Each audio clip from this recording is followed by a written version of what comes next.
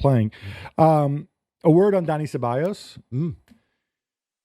It's so simple. When you have a guy who can pass a little bit and who's also been willing to be humble and put on the hard hat. Because when Ceballos was very young, I mean, I remember I saw him at the under 21s. Yes. There was him, Fabian Ruiz, and Saul. They were the midfield three, I think. Am I right? Yeah. It's really funny because of that trio, like nobody, all of them have done, well, Saul maybe less, but the other two, they've all had that vertical rise. Remember how exciting that was, right? But Ceballos was the quality guy from... Did he not win the player of the tournament? From that trio. I don't remember. I think he did. All right. His career, for different reasons, took a different path. But now he can reinvent himself in this role. And when I look at it, I say, and you can help me out here. You've worked with very talented midfielders who maybe didn't go and have that edge or that work rate. Alan Shearer likes to say, well, effort should be taken for granted, right?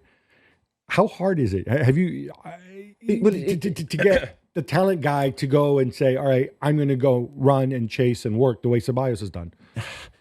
It can be difficult. But I always say, if you're a midfield player, you have to do both sides of the game. I really don't like when they say, well, he's a holding midfield player and he's a defensive midfielder and he's an attacking midfielder.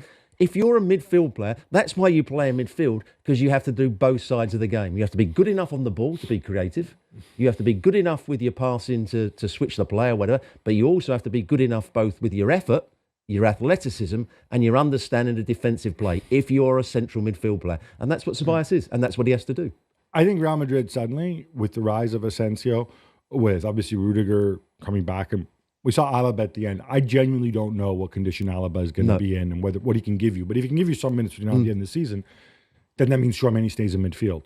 And then suddenly in midfield, you've got Tchouaméni, you've got Camavinga, you've got Ceballos, then Valverde can stay at right back. And he may not like it, but I like it. I think Carlo likes it. Yeah. And I think he's very useful in that position. And then you just might be able to carry to pull off that front three plus Bellingham. Because remember, when Carvajal was at his very best for quite some while, although he was a right back, quite often he played quite high up the field. When you remember those balls that Toni Kroos hit, Valverde, ideal position for him. He got forward well, delivered two brilliant crosses into the box in the second half.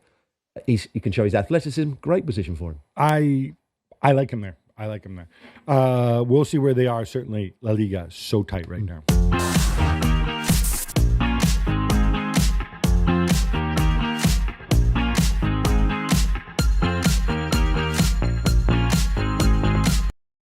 In this video, I'll break down the 5 adjustments Carlo Ancelotti made in the second leg of the Champions League tie against Manchester City. Since the departure of Toni Kroos, Carlo Ancelotti said he's wanted to implement a more vertical system. In this video, I'll break down how Carlo Ancelotti was able to decisively beat Pep Guardiola. Carlo Ancelotti now has 4 out of 5 knockout wins over Pep Guardiola in the Champions League. The first adjustment was moving to a different tactical shape in possession. Unlike the first leg where Real Madrid were in a 4-4-2 without possession and then would maintain that shape when the ball was recovered, in the second leg when Real Madrid was in possession, they'd move to a 4-3-3. Both Vinicius and Rodrigo would move out into the wide space. This enabled Kylian Mbappe to focus on making runs in an effort to stretch Manchester City's back line. This also meant that both Vinicius and Rodrigo were able to isolate the fullbacks. Although this shape changes in the second half, and I'll get into that later in this video, Carlo Ancelotti implemented what he described as a more vertical system. And that's what leads to Real Madrid's first goal. It's due to Raul Asensio playing a very direct pass over the top to Kylian Mbappe. Real Madrid was able to isolate Kylian Mbappe with the 2 center backs. And unlike the first game where Vinicius and Mbappe were playing more in the inside and combining, this allowed Real Madrid to be more direct and put less emphasis on build-up play. And that takes me to point number 2, which is Kylian Mbappe's runs off the ball. Kylian Mbappe's runs would stretch the City defense. When Real Madrid would be in a position to find Mbappe, he would immediately look to time his runs behind the back line. And this This was a sign of Kylian Mbappe's confidence coming back. Unlike a conventional 9 who would look to come in and check into the ball, Carlo Ancelotti wanted to make use of Manchester City's high defensive line by exploiting it with Kylian Mbappe with passes over the top. And this proved to be effective, not only in the initial goal, but also through different build-up phases. We saw this during a moment where Tchouaméni played a pass to Kylian Mbappe. One of the tweaks that Carlo Ancelotti made, which brings me to point number 3, which is Carlo Ancelotti's